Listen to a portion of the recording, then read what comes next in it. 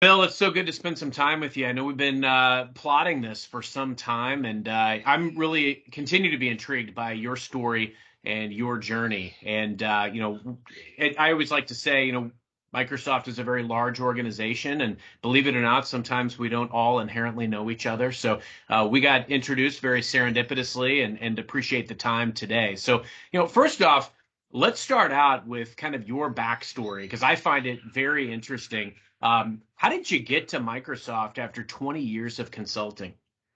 Yeah, I appreciate the opportunity, Carson. It is great to be on the show today. This story kind of anchors in something that you talk a lot about, which is branding and personal brand. It's kind of interesting. We're both podcasters by accident, as you've said many times. I actually started a podcast about 6 years ago, completely out of passion, and it came about from a place where I found out as a change manager, I was having conversations with people, sort of one on one, that were so profound, and they would tell their story and talk about how they were going through change in their work, in the world, and in their life. And at the end of these conversations, Carson, I would say, man, this was such a compelling conversation. I wish I could have recorded it. Mm. For the main reason being that if that one person was going through that struggle with change or learning a change or growth and change, chances are their peers were too. And if each one of us thinks we're the only one going through it, then we are alone in change. And when you're alone in change, you can't take the next step in change. And so that's where the podcast was born out of 6 years ago. How it brought me to Microsoft was I had a mentee, an amazing man named Donald Van Dyke, who used to work for me, and he had an incredible story. And I said, "Hey, why don't you come on the podcast and tell that story?" He did. He was a contractor at Microsoft. His work was so compelling and impressive that within about 2 weeks, he was offered an FTE position. And his manager said, "Hey, do you have a bio you can send me that I can send out to the team?" And he said, "Carson, I can do you one better. I was just on this podcast and you can hear my whole story." So he sends it to her. She says, "This is great. First of all, your story is incredible. Second of all, who's this guy?" And he says, "Oh, that's my mentor." She says, "You know him?" "Yeah, yeah. We take COVID walks every week. We sit on the back of my truck with the tailgate down and we eat burritos and we solve the world's problems." And she said, "Do you think he might be interested in Microsoft?" And here I am over a year Who later. wouldn't be? So What a that's how I got story. here.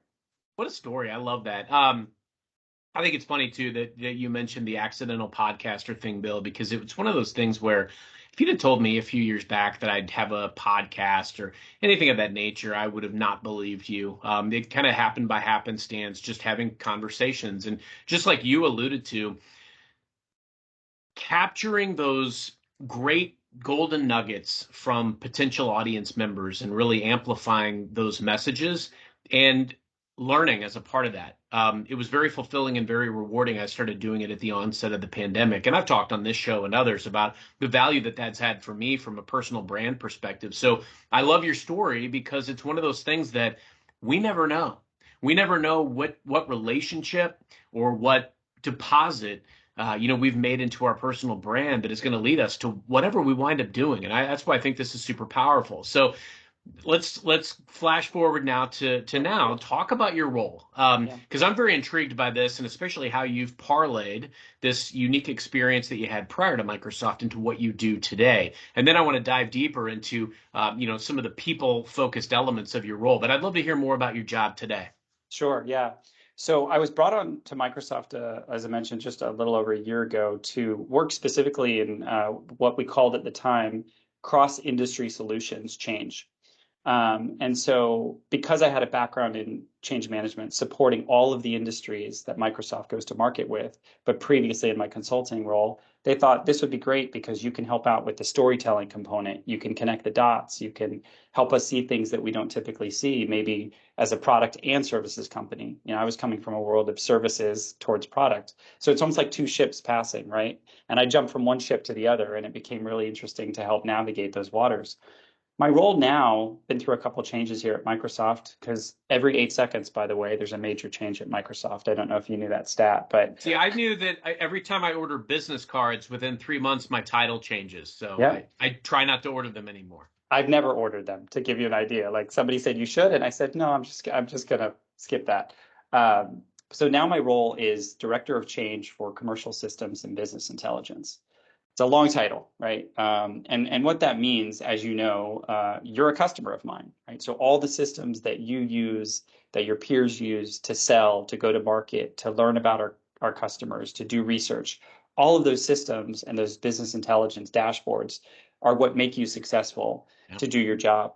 Anytime there's a change to those processes, those tools, the people that support them, the priorities around them, that's where I get pulled in with my team to help guide that change and make sure that it's the least disruptive to you, possibly the most delightful to you, that you can grow, maybe give time back, gain insights, and ultimately improve the experience. So I focus on the people side of change, but as we both know, there is no change that isn't touched by process and technology as well. And I'm having the time of my life.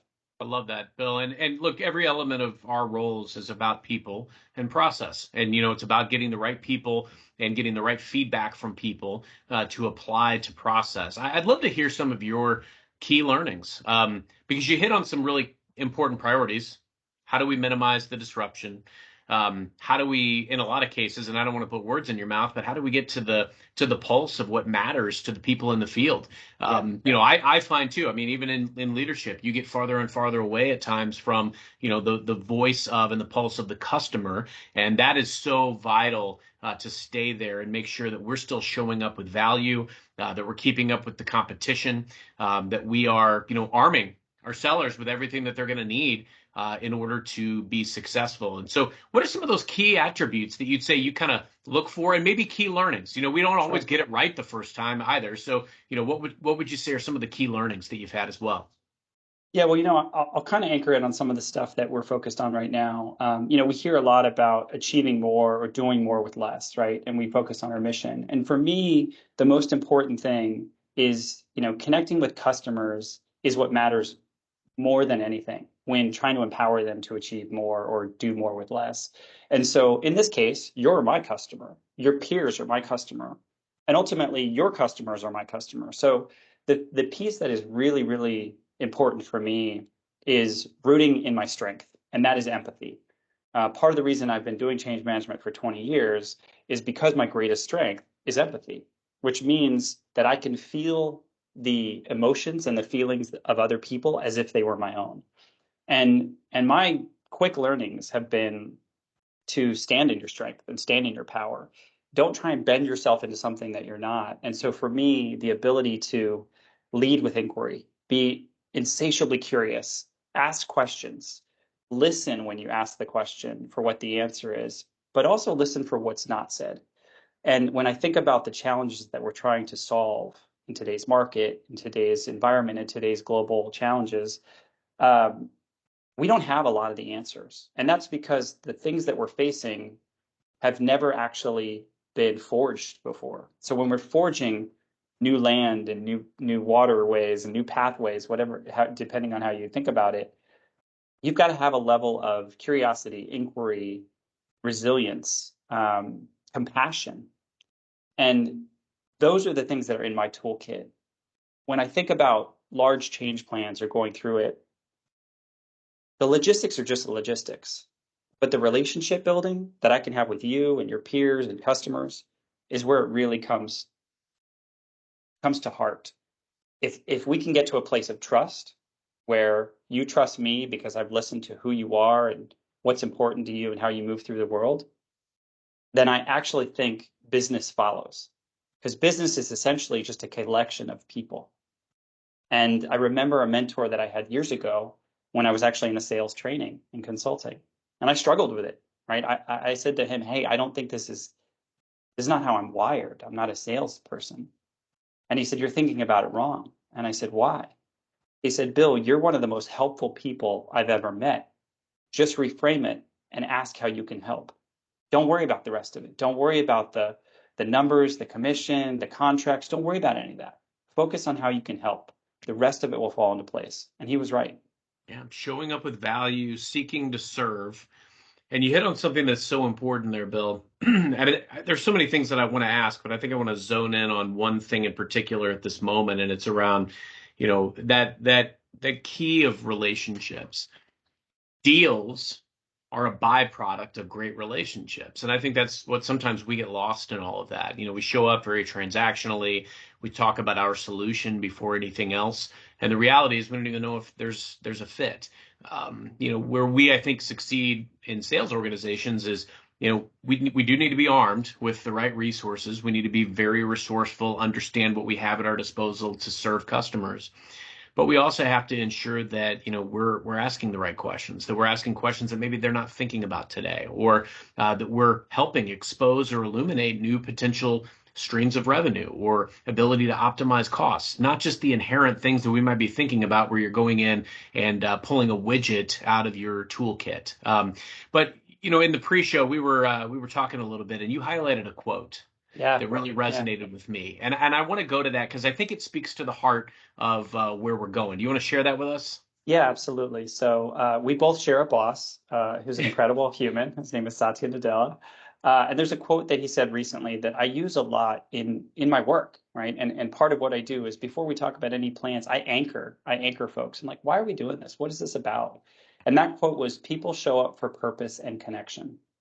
And it seems very simple, but I think in today's day and age, we have to remember that that's really the driver. So we could pull the best content, we could have the best account plans, we could have the best, conference setup, but ultimately people show up for purpose and connection. So we cannot lose sight of what that is. Understanding what your purpose is, what my purpose is, what our collective purpose is as an organization, and then really understanding what the feeling of connection is. It's more important than ever in this hybrid world that we're in, where we're evolving with the pandemic and working in many different ways. But you know that feeling when you have a really strong connection with anyone, it's euphoric. And we have to remember that we're achieving it in different ways, but we cannot overlook it. And that's really what I anchor most of my work in. I start there, purpose and connection, and then I build orbits or concentric circles from there. It's extremely powerful, Bill, and I think it's key to sit in that for a second because first off, that is one of the most driving forces is, feeling like you're contributing in a meaningful way. I mean, these are the things that get us out of bed in the morning. These are the things that, keep us pushing through when there's pressures and stressors. And obviously we've got to prioritize self and all of that, but we also have to be, if we're working toward a very clear goal and tangible impact that we're able to have on others, customers, colleagues, organizations, industries, these things can really, those are the things that drive us. The other element that you hit on, and just around the connection, and there was something that you said to me in a previous conversation. It was at the heart of everything is a bid to connect. And Yeah. what I love about this is I look back and I consider myself a lifelong student of selling, and so I look back at some of these great deals that have happened in my career. They've all been because of phenomenal connections. I mean, these are people that, I'll still have meals with, and I haven't supported them for years, or where I was called in to help get a deal done years after I supported that customer because of the connection that I had with the customer. I had earned the right to be a trusted advisor because I genuinely showed up with value and offering to help them, offering to ensure that they are privy to all the resources that they're entitled to, not showing up trying to sell or anything of that nature, but leading with curiosity and focused on getting the connection as opposed to anything else. And don't get me wrong, like these things, they take time. They take investment of time. I mean, I've had some of these deals don't come to fruition overnight, but I think of all the things in sales, that core fundamental is always going to be there and it stays the same. I'd like to talk also about some of the things that you've observed that have changed in the sales ecosystem over time. Absolutely. I know you've worked with sales organizations for quite a bit of your career, and I would love to hear, what are some of the things that have changed? And, like for instance, I'll offer up one because what's fascinating to me is how you're arming us with tools that help us be successful. I remember growing up in an environment where I was cold calling off of a physical phone with an Excel spreadsheet, marking off like who I had dialed and making, just notes in an Excel grid. And, now to have Power BI and analytics at our fingertips and being able to look up reports that, I used to create my own reports and it would take me an hour to make something that I can now view in seconds. And it just makes us more efficient. But with that, I think the bar is raised. And Yes. so where are you seeing, how do we best gravitate towards some of the changes that are happening? And what would you say have been some of the most profound changes throughout your career? Yeah, so I mean, over the course of my career, as I mentioned, I've been able to support healthcare, financial services, manufacturing, pretty much all of the ones that we support. And when I think back to the ones that were really transformative, at the heart of them, it was any technology or change that gave the seller back time. Mm, So in your example, right, you used to generate reports and have this in the call list. Well, fast forward to maybe 8 to 10 years ago, and we finally started seeing CRM capabilities that could be surfaced up on a tablet that would allow the seller to be on the road. And in the flow of work, let's say I'm going to go visit you and the appointment gets canceled for some reason, you can't make it. Well, we started to see this ability to sort of surface based on your geolocation. Hey, you're here, and rather than have you come all the way back, there are two other customers you could meet with. In this particular example, I was working with a client that was in agricultural lending, right? So farms. You drive a really long way to go visit that customer. And to your point around the quote, we said before, at the heart of every lead, every, proposal is a bid to connect. I think back to those moments of working with agricultural lenders. And yes, you could do the sale with the digital signature, but what's really unique about that, Carson, is these sellers still got on the road and went out to meet the farmers. Why? Because relationship mattered. These were families who grew up on this land, and it was relationship that kept them alive. It was relationship that kept mouths fed. And even though you had the digital signature, they did not forego the meeting in person. That said, they used their time differently with the technology. So that's one example. If we fast forward to what we're seeing today, what you live and breathe as an ambassador, let's talk about Sales Navigator on LinkedIn, right? The ability to quickly deduce and discern and focus based on not only what you think is most important to a customer, but actually what the customer is clicking through and indicating interest on. When you put those two together, what ends up happening is you meet with a customer, bid for connection, and it feels like you've read their mind. They say, how could you have known, Carson, that I was actually just thinking about this? Well, the technology is doing a lot of the work for us. It's the same when we build a personal brand.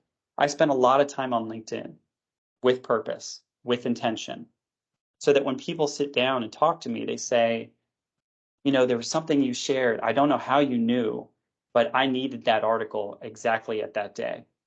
Well, here's the thing. They're going to remember me for that reason.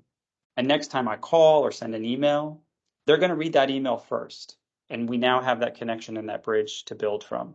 That is really what it comes down to. So to me, it's about technology giving back time so that when we spend time together, Carson, we can talk. We can talk about family. We can talk about life. We can talk about the world.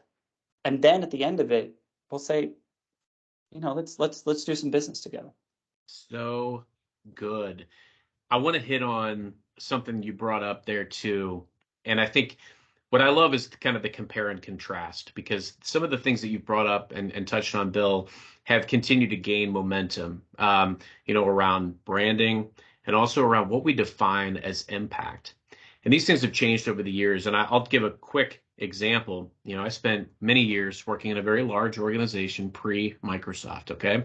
And, for me, I thought I had reached the apex of my career when I was getting up in front of, a couple hundred sellers every morning and giving speeches that were getting, standing ovations and getting the sales teams all fired up. I thought I had reached my summit. And it's amazing to me that some of the things that I look back and that I've achieved, like first off, I'll say anybody can do these things. Yes, I've written books, I've gotten them published. I reached out to a lot of publishers to get my books published. Same thing with doing a podcast. This thing's happened very much by happenstance. Blogging.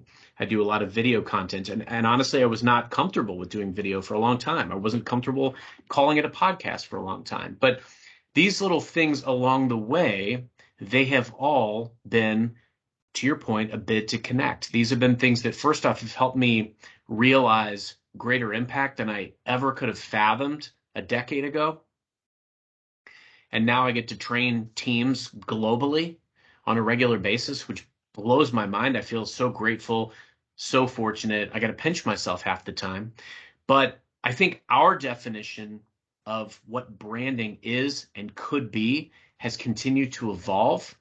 And furthermore, how we define impact, the possibilities are truly limitless right now. I'd love to get your take on that. What have been the biggest things that you've seen change in the way of, how branding can empower us and help us get the connection? I think the piece around branding, I was actually featured on another podcast called The Best Story Wins, and it was all about storytelling. And I'll make sure to share it with you because we both talked about the importance of your own story, standing in your own story. And I think one of the things that we sometimes inadvertently do is we jump to understand entirely the story of another person before we've actually stood and understood in our own story and who we are and how we move through the world and why we see the world the way we do. It informs our decisions. And I think to spend time in that is one of the most powerful things you can do for your brand. Why? Because you're genuine, you're authentic, and you have integrity. You have those three things, people want to do business with you, much less they want to have a beer with you or a coffee with you, right? They want to get to know you as a human. And I think sometimes we as human beings don't afford ourselves that permission or that grace to say, stand in your story, own it, and do it with integrity. And it becomes easier. The other piece I would say is, the importance of using it for the right reasons, with purpose and for good. Use it for good. So an example of how do we measure metrics? You and I both sort of accidentally started podcasts. People ask me all the time, "Hey, you've been doing this for 6 years. You've got over 100 episodes. What are the metrics and all of that?" Yes, I can go look for that stuff. But when I think about impact, Carson, I don't the metrics are there, but that's not really the impact metric for me. The impact metric for me is when somebody calls me and says, I just had a conversation with a sibling or a niece or a nephew. They heard this discussion that you facilitated with another guest, and it completely changed the way they feel, the way they move through the world, how they're approaching a problem. And how do you capture that? Right? Like that, I could do my best to look at metrics. And I recently got a thing from Spotify that said, my podcast was in the top 10% most globally shared. Great, awesome. But that's sort of a fly-by-night metric to me. What I hold on to is the lives I touched, the lives I changed, the people whose minds I opened. And that's why I continue to do it. And I understand that it doesn't always snap into a performance review or a dashboard. I understand that. But I also celebrate that. That's what keeps me going. That's my impact. That's amazing. And I look back and I think about every time I've made a move in my career. It's easy to have hindsight, obviously, but I think it's impactful. I journal a lot, professionally and personally. And I've had a challenging year personally and professionally, but I look back and there are some great key wins that have transpired. And those are the types of things that, we celebrate these wins and we learn from the other experiences. But I look back on my career and I realize every time I've made a meaningful move, it's been because of a relationship. And, we continue to build our credibility, our reputation. Those things are impactful. But like, same with you, I think about the podcast. I honestly couldn't tell you like how many hits I've had, and that's irrelevant to me. I can tell you 3 projects that I've gotten pulled into because of conversations that have been a result. I can tell you a dozen new relationships that I've gotten as a result of it that I wouldn't have had otherwise. And that's learning and growth for me. And it's, to your point, Bill, it's a message that you may have resonated somewhere else. You never quite know 100% of your impact, and that's okay. But as you continue to get these positive accolades, these affirmations that you're doing something that's meaningful and impactful for other people, that's all we really need. I would agree with you wholeheartedly. Anything else that you would want to hit on while we still have a few minutes here today? Sure. If I could just give a plug to all the other change managers out there supporting folks in sales and marketing. Honestly, if you're listening and you know that there's somebody on your team or just outside your team, reach out to that change manager. They can be one of the strongest partners for you because it's our job to think about the human dynamic. It's my job to think about the human condition. If I could go back and retake courses in college, I would have taken neuroscience and psychology and architecture. And because I literally get to understand, I'm paid to understand the human condition and what's challenging about change and guide people through change, find moments of delight, give them the gift of time, make them feel less alone in the world. I mean, that's a dream job. So if you've got somebody in and around you and you're a seller or you're a marketer, or you're trying to do more, reach out to them. They can make you hugely successful. That partnership is something that, gosh, it took me over a decade to get to that place where clients actually considered it a partnership. Now that it's there, I'm having the time of my life. Yeah, needing and engaging other resources is a real strength and superpower. And I wish I had learned that earlier in my career. That's been extremely impactful for me. And look, change is inevitable. We spend a lot of our time trying to influence change, trying to resist change, but the reality is it's inevitable. And what I love about what you've articulated here, Bill, is at the heart of change is people, and at the heart of change is people who want to be successful on the other side of that change. And I think the more we can tap into that, the more we can tap into the why behind, some of our people, and also just the transparency and the going on the journey together. Those things are so critical. One of my favorite stories ever of sales leadership was, taking over a team that was actually slated to be closed down. They were underperforming, hitting in the 78% to goal range for multiple months in a row. And I saw value in this team, as did some of the other leadership, but they had to make a decision, and it was not looking good for this entire organization, right? So I offered to take this team before they would be shut down. And ultimately, most of them probably would have been moved to different jobs. But, certainly at the onset of this, everybody agreed that this was a good idea. This was the right set of people. So we're looking at a team of 20 people whose lives would have drastically changed. I spent time with them. I listened. I think a lot of times when there's change, people expect that they're going to, be told what they have to do, or they're going to be dragged along kicking and screaming. Or when there's a new manager, a new face, they're going to come in and just start making changes at random. And no, we sat in this together, and we're very transparent around the problem, where we were, where we needed to be, why we were where we were, and everybody had to make some concessions. And everybody had to make some admissions of, hey, these are some of the things that maybe we don't want to change, but we know we have to in order to get to the goal we want. And long story short, or long story long, we had 141% to goal the first month together. And it was not because of changes that I made. It was because of changes that we collectively made together, because we all had a vested interest in seeing this project succeed. And I think anything is possible when people come together, invest in each other, and are very clear and transparent about the desire for mutual success. Yeah, and the key thing to hit on, and kudos to you, and those you made each one of those people feel less alone in change, which allowed them to take the next step, which led to 140% success rate. That's the key piece of this. We have to remember that we're not built to do things alone. That's why the pandemic has taught us so much, right? We are built to be in community. We are built to connect. We are built to be in tribe or clan, or depending on, where you come from, and that feeling of your origin and your lineage. You are not meant to go through change alone. So reach out. We're here to help, and these partnerships are game changing and business changing.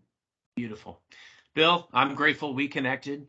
Thank you for this, and very much looking forward to continuing the dialogue and continuing to learn from you. Thank you. Appreciate it, Carson. And podcaster to podcaster, I love what you're doing. If there's anything I can do to continue to help you on that journey, please let me know. Thanks. Likewise, you're doing it. Thank you, sir. Yeah.